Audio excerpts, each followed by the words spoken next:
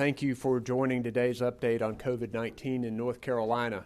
As of today, we have 317,495 cases, 3,288 new cases reported since yesterday, 1,501 people in the hospital, and sadly, 4,852 people who have died. As North Carolina families wrestle with the sickness and death caused by this virus, we keep them in our prayers and send strength their way. North Carolina's COVID-19 numbers remain too high. Our percent positive has crept back up to around 8%. The weekend saw our highest day of reported cases, and today we have the highest rate of hospitalizations since the pandemic began. These are numbers we cannot ignore.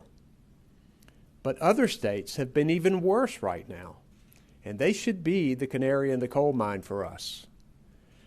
Last week, we took action to lower our indoor gathering limit to 10 people because we know this virus spreads more easily indoors. Capacity limits remain in place for retail stores, restaurants, entertainment venues, and other businesses. We continue to tell people to wear masks and stay distant, and stress enforcement of those critical rules.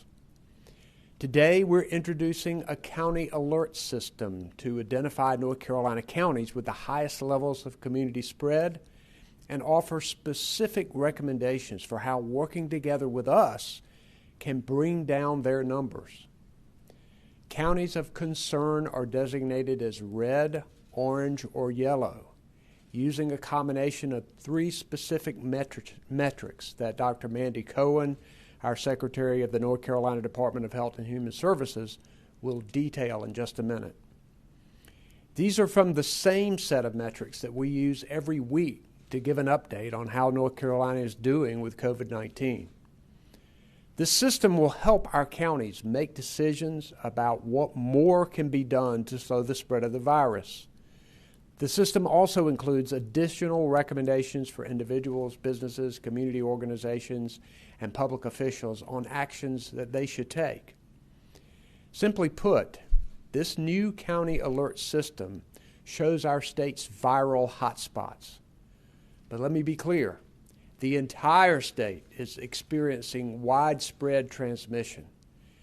Cases across the country are surging right now, overwhelming some hospitals, forcing states to go backward with their COVID-19 restrictions.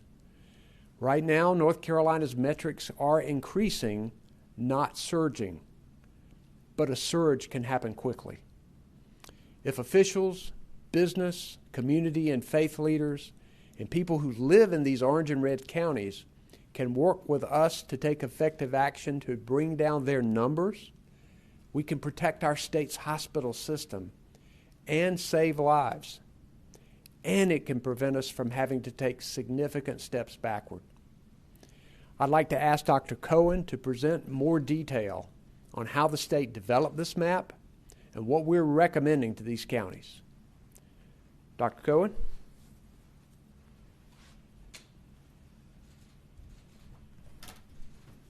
Thank you, Governor. I am concerned about where we are as a state.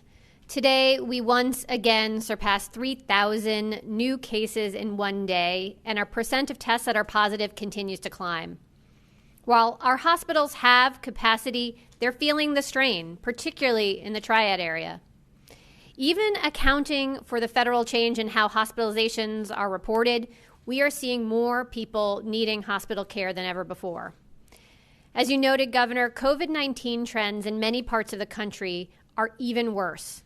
More and more states are tightening restrictions, not allowing people to gather indoors with anyone outside of their household, closing indoor dining, asking residents to stay home except for essential trips, and more.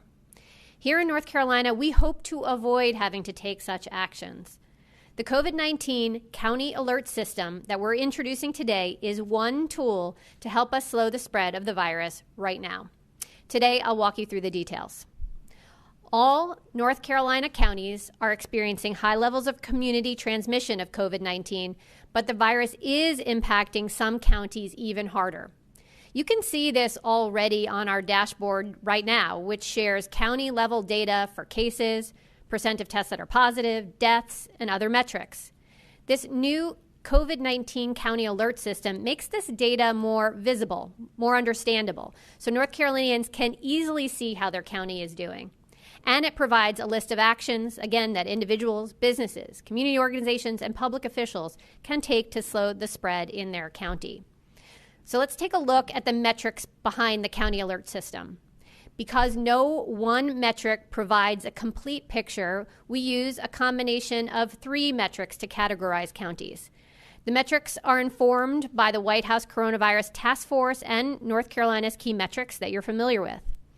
The first metric is case rate. Here, it is adjusted for population in the county so we can compare counties with different sized populations. The metric is the number of new cases in 14 days per 100,000 people. This is the same measure that the White House Coronavirus Task Force uses to compare counties and states. The second metric is the percent of tests that are positive, and everyone's familiar with that one. The third metric is a hospital impact metric, and this is a composite score based on the percent of hospitalizations that are for COVID, COVID-related visits to the emergency department, the number of staffed and open hospital beds, and critical staffing shortages over 14 days. I want to thank our hospital partners who worked with us to determine how to best measure the impact of this pandemic on hospitals at the county level. So we use a combination of these 3 metrics that I just went through to categorize counties into 3 color tiers to describe their level of viral spread and healthcare capacity impact. Red is critical, orange is substantial, and yellow is significant. On this slide, we show the cut points on those metrics we utilize to categorize counties into their color tier. Every county in the state is experiencing community spread, and so to move from yellow to red or orange, 2 things have to happen.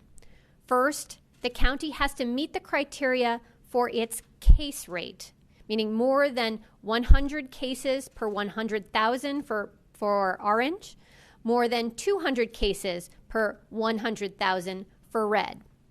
Second, the county has to also meet at least one of the following criteria: either an elevated percent of tests that are positive or an elevated hospital impact.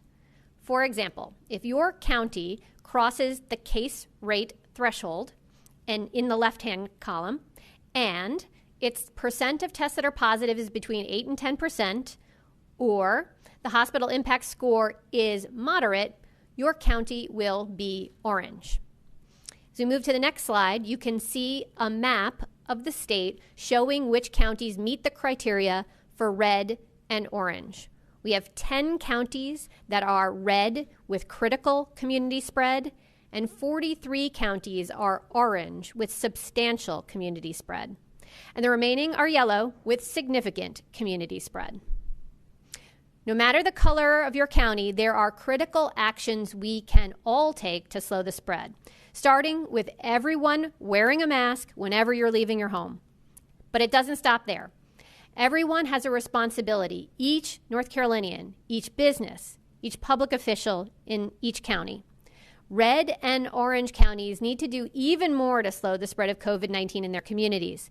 And in the next few slides, I'm going to highlight some examples of the recommendations for the red and orange counties that go further and build on top of the already existing executive orders and guidance from the Department of Health and Human Services. So if you live in a red or orange county, you can help slow the spread and protect your loved ones by limiting social activities with other households, and minimizing the number of people in your social circles. Reduce your public interactions to mainly essential activities and avoid settings where people congregate. For businesses and community organizations in red and orange counties, they should be using telework wherever possible, canceling non-essential work travel, participating in the Count on Me NC training, and avoiding all indoor meetings or events or gatherings above 10 people.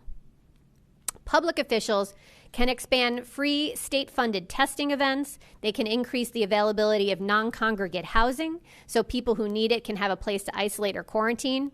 They can increase enforcement of gathering limits and masks. And they can also adopt local ordinances with civil penalties. A full list of recommendations for all of us and the additional actions for red and orange counties is included in today's alert. The state can also provide additional support. Counties are not on their own. We can help with sharing messages about prevention. We can work together on enforcement. We can ramp up testing together, support our local health departments, and allow support services so people can afford to stay home to isolate or quarantine. The COVID-19 County Alert System is now posted on our website. Moving forward, we will publish this report monthly. Counties that are identified as meeting the criteria for red or orange tiers will stay in those tiers for at least 4 weeks to give them time to make progress.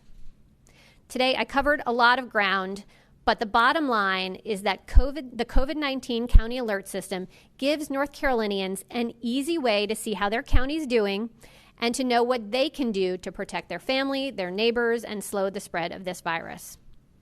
With promising news on the vaccine front, we need to do what we've done throughout this pandemic: work together to avoid the threatening situations that many other states are facing right now. I know we can do this because time and again, since our first case in March, North Carolinians have done exactly that. Thank you, Governor.